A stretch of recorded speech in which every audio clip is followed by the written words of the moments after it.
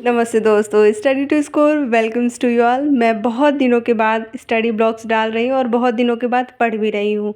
बहुत महीनों के बाद पढ़ रही हूँ, तो मेरा पढ़ने में मन भी नहीं लग रहा था और मुझे स्टार्ट करने में बहुत ज़्यादा प्रॉब्लम हो रही थी, क्योंकि मुझे याद है लास्ट टाइम मैंने मई में पढ़ाई करी थी, जो वो समर वेकेशन था तब। और वो भी इस वजह से क्योंकि मम्मी पास में थी, तो मम्मी डाँट डाँट के मुझे पढ़ने को बोलती थी और मैं खूब पढ़ती थी। उस समय किसी चीज़ का एग्ज़ाम था, उसमें मेरे काफ़ी अच्छे मार्क्स हुए थे, जिसका एग्ज़ाम मई जून में हो गया था। तो एक पेपर मैंने दिया था जिसमें 117 आए थे आउट ऑफ 150, और दूसरा पेपर था 98 आए थे out of 150। It was quite good और मैं बहुत ही सेटिस्फाइड थी उस एक महीने की पढ़ाई में। फिर उसके बाद जब स्कूल खुला, फिर पता नहीं क्या क्या क्या करते करते मेरी पढ़ाई बिल्कुल भी नहीं हो पा रही थी। पर जैसे वर्ग 3 के भी एग्ज़ाम चल रहे हैं, तो मुझे लग रहा है कि अब वर्ग 2 भी आने वाला है, तो मैंने अपना पढ़ाई स्टार्ट करने का सोचा। और मैंने सोचा कि अब ब्लॉग्स भी स्टार्ट करते हैं। बहुत दिन हो गए हैं, तो आप लोग मुझे भूल तो नहीं गए हैं? अगर याद है तो बताना मैं कौन हूँ। मेरा नाम है अलका सिंह। सॉरी। मैंने इतने महीनों बाद स्टार्ट किया है, मई के बाद, तो मुझे बहुत प्रॉब्लम हो रही थी कंसंट्रेशन रिलेटेड। मैं बैठ ही नहीं पा रही थी। हफ्तों से मैं प्लान कर रही थी कि पढ़ते हैं, नहीं पढ़ पा रही थी। तो मैंने सोचा कि चलो स्टार्ट करते हैं थोड़े थोड़े टाइमिंग से। मैंने स्टार्ट किया क्लास 9 चैप्टर फर्स्ट से। जिन लोगों को नहीं पता है मैं बता दूं, मैं साइंस से वर्ग 2 के लिए प्रिपरेशन कर रही हूँ। तो सबसे पहले मैंने स्टार्ट किया हमारे आसपास के पदार्थ। मैंने चैप्टर पढ़ा एनसीईआरटी से ही, और काफ़ी अच्छे से मुझे समझ में आ रहा था। समझ में कोई प्रॉब्लम नहीं थी कि मुझे समझ में नहीं आ रहा है, लेकिन हाँ, इतने लंबे समय बाद मैंने पढ़ना स्टार्ट किया तो मेरा मन बिल्कुल नहीं लग रहा था और बार बार भटकाव आ रहा था मन में। मैंने पढ़ना स्टार्ट किया तो 3:15 से कितने टाइम तक टिक पाई, मैंने उम्मीद किया था कि कम से कम नहीं तो 2 घंटे तो ज़रूर पढ़ पाऊँगी फर्स्ट सिटिंग में, लेकिन अनएक्सपेक्टेड था। कितने समय तक टिक पाई वो बाद में देखिएगा। पहले मैं आपको बता दूं, मेरे जो जितने रिसोर्सेज हैं वो एनसीईआरटी के ही रहते हैं, क्योंकि मैंने देखा है वर्ग 2 में एनसीईआरटी से बहुत ज़्यादा क्वेश्चन पूछे जाते हैं, तो क्यों ना उसी को ही पढ़ लिया जाए। पहले तो वही पढ़ रही हूँ।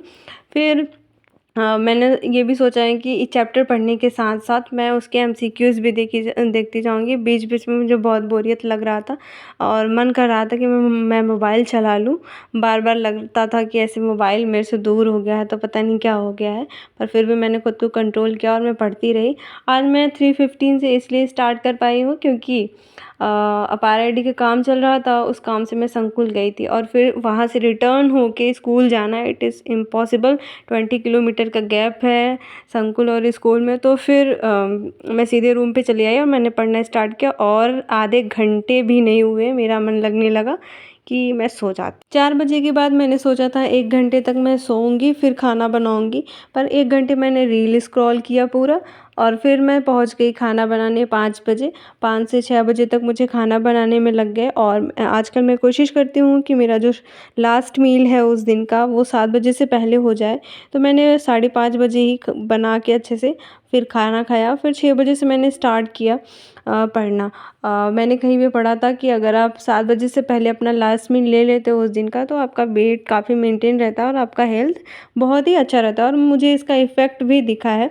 फिर मैंने 6 बजे से पढ़ना स्टार्ट किया, और जैसा मैंने आपको पहले बताया, मैंने फर्स्ट चैप्टर पढ़ लिया था हमारे आसपास के पदार्थ।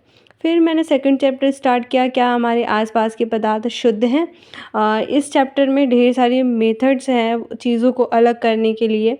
क्रिस्टलाइजेशन है, और अब सेंट्रीफ्यूगेशन है, और भी बहुत क्या बोलते हैं उसको, क्रोमेटोग्राफी है।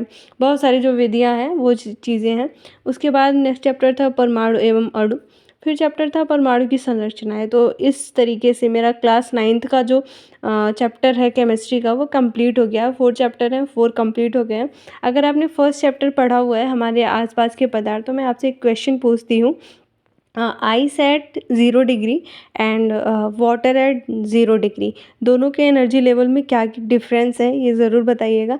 अगर आप साइंस स्टूडेंट हैं तो आपके एग्ज़ाम में काम आएगा। अगर आप आर्ट साइड के स्टूडेंट हैं या कोई और स्ट्रीम है तो भी आप सर्च करिएगा। बहुत ही इंटरेस्टिंग फैक्ट है। आप एक अलग तरीके की जानकारी पाएंगे कि एक ही चीज़ जो H2O है वो डिफरेंट डिफरेंट फेज़ में एक ही टेम्परेचर में कैसे एनर्जी लेवल अलग अलग रखता है। मतलब अगर 0 डिग्री टेम्परेचर पे आप आइस को चेक करते हैं तो उसकी एनर्जी कितनी है, और आप 0 डिग्री टेम्परेचर पे वाटर को चेक करते हैं कि तो उसकी एनर्जी कितनी है। ये कुछ ऐसा है कि दो बच्चे हैं जो सेम क्लास में हैं, लेकिन एक ने पहले पिछले कक्षाओं में पढ़ रखा है तो उसका ज्ञान ज़्यादा है, और एक खाली बैठा था तो उसका ज्ञान कम है, ऐसा कुछ। तो आप इसको पढ़िएगा और इसका रीज़न कमेंट में ज़रूर बताइएगा। फिर मैंने ये चारों चैप्टर कंप्लीट कर लिया। कंप्लीट करने के बाद मैंने एमसीक्यूज़ पढ़े, और बीच-बीच में मुझे एक चीज़ की प्रॉब्लम आ रही थी कि मतलब ऐसा लग रहा था कि मुझे अब पढ़ने का मन नहीं कर रहा है।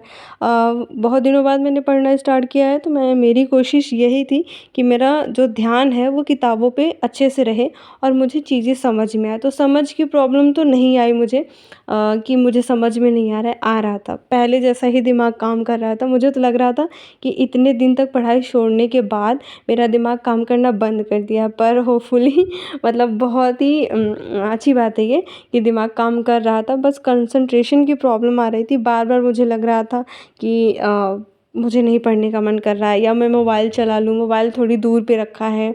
मतलब ऐसे उलझन सी महसूस हो रही थी, पर फिर भी मोबाइल देखते थोड़ा ऐसा टाइम बस देख रही थी कि कितना टाइम हुआ, और जल्दी-जल्दी में पढ़ रही थी, चीज़ें कवर कर रही थी। ये जो लास्ट के जो 2 चैप्टर है, परमाणु एवं अणु, परमाणु की संरचना, ये बहुत ही ईज़ी चैप्टर है।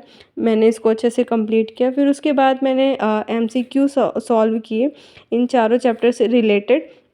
मैंने तो एनसीईआरटी के जो सारे एमसीक्यूज़ होते हैं वो चैप्टर वाइज़, एक स्टडी ट्यूब करके चैनल है, पहले मैं वहाँ से देखती थी, लेकिन फ़िलहाल मैंने मोबाइल को अवॉइड किया है क्योंकि फिर मैं रील्स देखने लगती हूँ, इसलिए मैंने बुक से ही सॉल्व किए। एक प्रतियोगी परीक्षा है, परीक्षा वाली, उसकी बुक है, वहाँ से मैंने सॉल्व किए हैं केमिस्ट्री के चारों चैप्टर, और कुछ एक और 2 चैप्टर और थे, और 80% मेरे क्वेश्चन सही गए हैं। कुछ क्वेश्चन ऐसे थे जो मुझे नहीं आ रहे थे, गलत हुए, तो मैंने वहाँ से उसकी एक्सप्लेनेशन वगैरह पढ़ ली है। तो ये जो चैप्टर है क्लास 9 का तैयार हो गया है। अब मैं कल पढ़ूँगी क्लास 10th की केमिस्ट्री, और मुझे पता है कि आज मैंने बहुत कम टाइम पढ़ा है, पर मैं फिर भी, जैसे मैंने 0 आवर्स से स्टार्ट किया और मैंने आधे घंटे उधर पढ़े और 1 घंटे इधर पढ़े। 6 बजे से स्टार्ट किया था ना मैंने, और 7 बजे ही मुझे ऐसा लगा कि बस, और जो मैंने आपको इतने चैप्टर 4 चैप्टर बताए ना, वो 1.5 घंटे के अंदर ही कंप्लीट हो गए। स्पीड तो मेरी अच्छी लग रही है मुझे, बस ये है कि ज़्यादा टाइम तक नहीं रुक पाई, नहीं तो 10th की केमिस्ट्री भी आज ही मैं ख़त्म कर लेती और फिर कल बायोलॉजी से स्टार्ट करती या फिज़िक्स पढ़ती मैं। फ़िज़िक्स पढ़ने में मुझे टाइम लगेगा क्योंकि वो मुझे कम समझ में आता है। केमिस्ट्री तो ऐसे मुझे हल्का-फुल्का लगता है और जल्दी-जल्दी चीज़ें समझ में आ जाती हैं मुझे। 1-2 कॉन्सेप्ट ऐसे होते हैं जो नहीं समझ में आते, तो उसको बार-बार पढ़ना पड़ता है। और हाँ, जब मैं किताबें पढ़ रही थी ना, तो मैंने देखा कि मुझे 2-3 रीडिंग की ज़रूरत है। मैं अक्सर हर चीज़ फर्स्ट रीडिंग में छोड़ नहीं देती हूँ। मैं एक किताब को कम से कम नहीं तो 3 बार पढ़ती हूँ। हर बार नई चीज़ मिलती है मुझे, हर बार कुछ ऐसा दिमाग में आता है कि हाँ, यार इसके बारे में तो मुझे पता ही नहीं था, ये भी होता है। इस तरीके से मेरे केमिस्ट्री क्लास 9th के चारों चैप्टर कंप्लीट हो गए। आज मैं बहुत ज़्यादा थक गई थी क्योंकि बहुत ज़्यादा मुझे ड्राइव करना पड़ा। पहले मैं स्कूल गई, स्कूल जाते वक़्त मैं मार्केट गई थी बच्चों की बुक्स लेने के लिए, बुक्स नहीं कॉपीज़ लेने के लिए, उनकी कॉपियाँ ख़त्म हो गई थी। वो काफ़ी दिन से मुझे बोल रहे थे कि मैम कॉपी पेन लेते आना, तो मैंने उन्हें कॉपी पेन दी।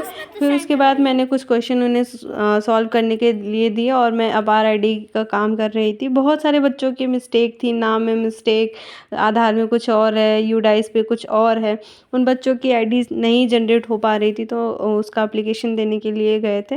वहाँ से जैसे ही फॉर्म कंप्लीट हुआ, बच्चों की कॉपियाँ चेक करी, फिर उसके बाद चले गए संकुल, और ड्राइविंग बहुत ज़्यादा हो गई थी, इस वजह से मैं बहुत थक गई थी।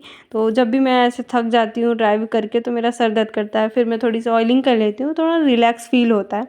और हाँ, मुझे एक चीज़ समझ में नहीं आता कि एक ही बच्चे का 3 नाम कैसे हो सकता है। जैसे मान लो एक बच्चे का नाम आधार में लिखा है शिवम, यूडाइस पे लिखा है शिवम सिंह, और फिर किसी और आईडी पे देखोगे तो लिखेगा शिवम सिंह परस्ते। भाई एक लोगों के 3 नाम कैसे कोई लिख देता है? एक आईडी बन गई, फिर उसके बाद देखो ना उसका क्या नाम लिखा है।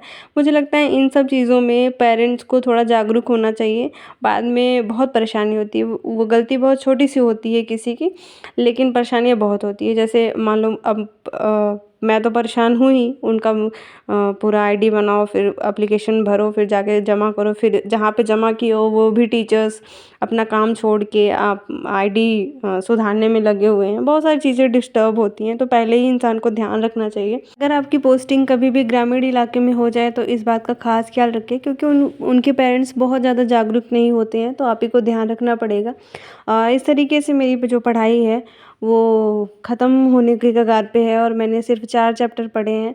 मैंने सोचा था कि आज केमिस्ट्री 10th भी कंप्लीट हो जाएगी, 10th क्लास की, लेकिन 7 बजे ही मेरा दिल ऐसा कर रहा था I am done. Good night, bye bye, अब कल पढ़ेंगे।